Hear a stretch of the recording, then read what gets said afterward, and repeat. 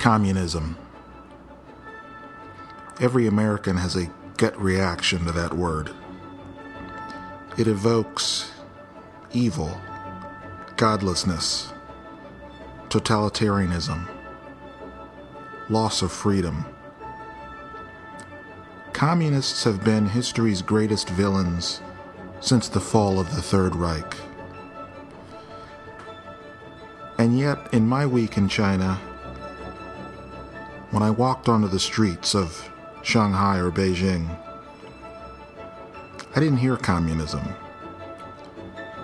I didn't hear jackboots stepping on the people's will to resist. I heard commerce.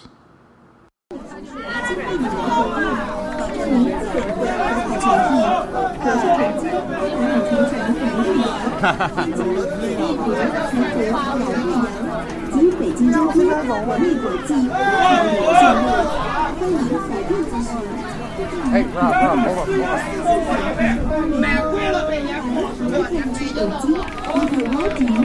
Accommodation and tourist service in Beijing. Thank you for calling. How much? 八达岭长城13日一日游，散客天天发。亲爱的朋友们，欢迎您来到北京国内旅行社。本社现隆重推出八达岭长城13日一日游、故宫一日游、汉墓一日游等多条线路。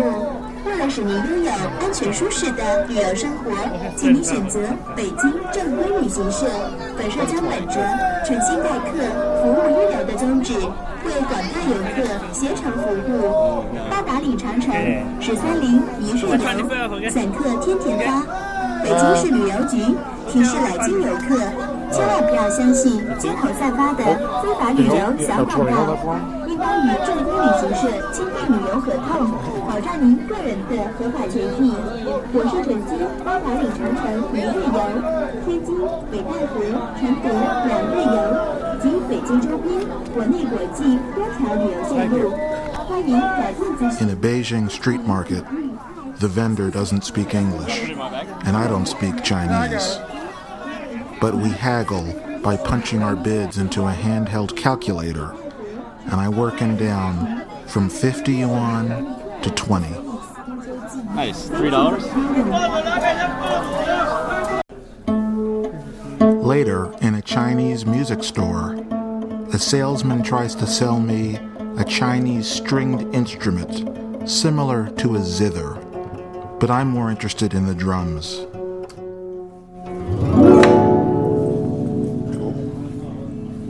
What do you call this? What is this called? Name? 古筝 Kuzheng? 这古筝 Kuzheng? yeah 古筝 Kuzheng?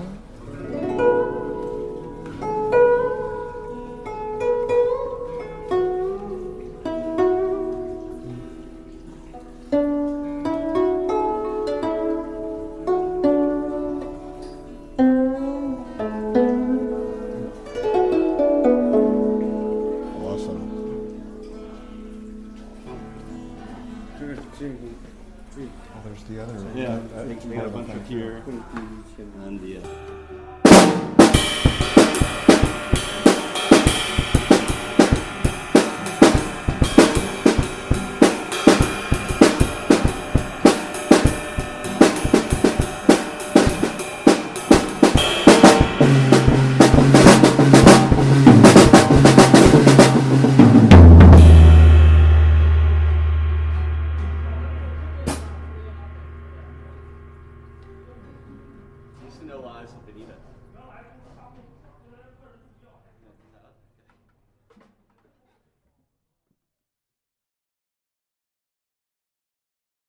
Tiananmen Square.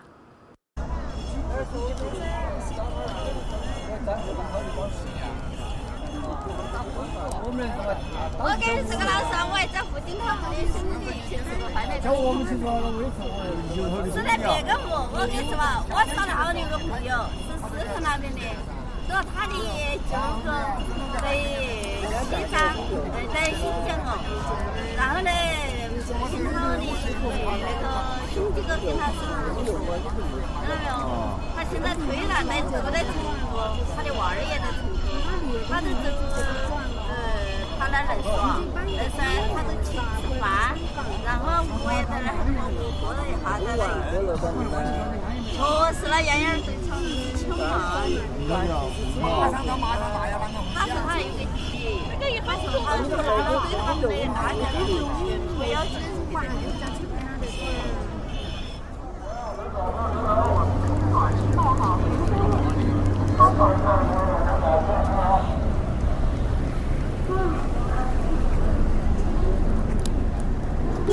往外走了，不要停留，不要停留，往外走了。导游把食物都带了，不要停留，不要停留。往外走了，不要停留，游客同志不要停留，往外走了，活动。请大家抓紧时间离开广场，不要停留。抓紧时间离开广场，不要停留，不要停留。This is a police loudspeaker on a police vehicle in Tiananmen Square. 往外走了，不要停留，往外走了，不要停留，游客同志。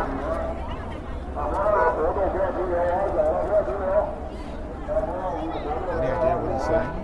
There's some kind of political thing going on. They're making people leave. Hey, did you know that John is not coming? China and America perceive the past very differently. Confucianism teaches that the Golden Era once ruled over the Middle Kingdom, and so China is always striving to reclaim that past, restore its rightful power. In America, we founded this country to break away from the past, break away from an old world, create something new, and are always reaching for something different, something unseen in the future.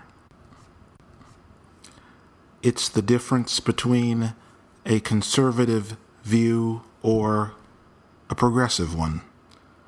And perhaps it's why today China rules by competitiveness as it strives to reclaim past heights, while America leads with innovation to create prospects unseen. Walking on the Great Wall.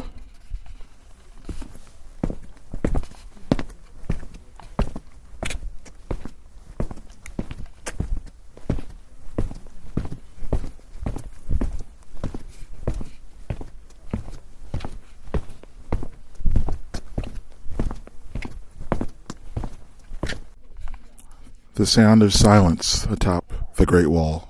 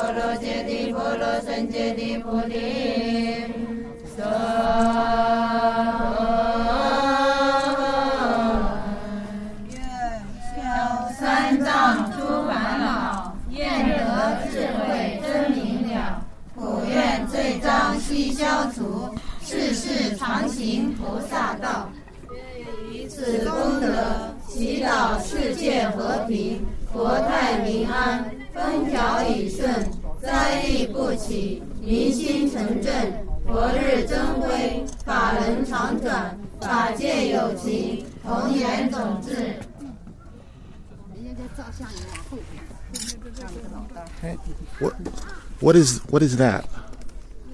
What is that? 念佛阿弥陀佛，阿弥陀佛，阿弥陀佛，阿弥陀佛，阿弥陀佛，阿弥陀佛。Amitofa? 对，阿弥陀佛，他念的挺清楚的，再念一句，阿弥陀佛。你再念一遍。阿弥陀佛，你再念一遍，我把这个送给你。阿弥陀佛，阿弥陀佛。听不懂中国话呀？阿弥陀佛，就是念一遍阿弥陀佛就按一下。阿弥陀佛，计数的，我今天念了这么多。 Oh. It's like a pedometer. Steps. Steps. 阿弥陀佛，1，阿弥陀佛2，阿弥陀佛3。阿弥陀佛，我们记阿弥陀佛。1 2 3 4，阿弥陀佛，阿弥陀佛，阿弥陀佛，阿弥陀佛，阿弥陀佛。真的这个佛音，你好有缘了。 Okay. 中了佛缘了，已经。中了佛缘了。 Thanks. Thank you. That was the chanting of some Buddhist monks on the Great Wall, followed by my not very penetrating interview with them, asking what the little digital watch-like counters they had on their wrists were, seeing as how Buddhist monks, they're all women, all with shaved heads, all wearing gray robes, but many of them had what would you call an incongruous item with them, which was this digital counter they were all carrying on their fingers, which apparently is some kind of pedometer, counting their steps as they traverse the Great Wall.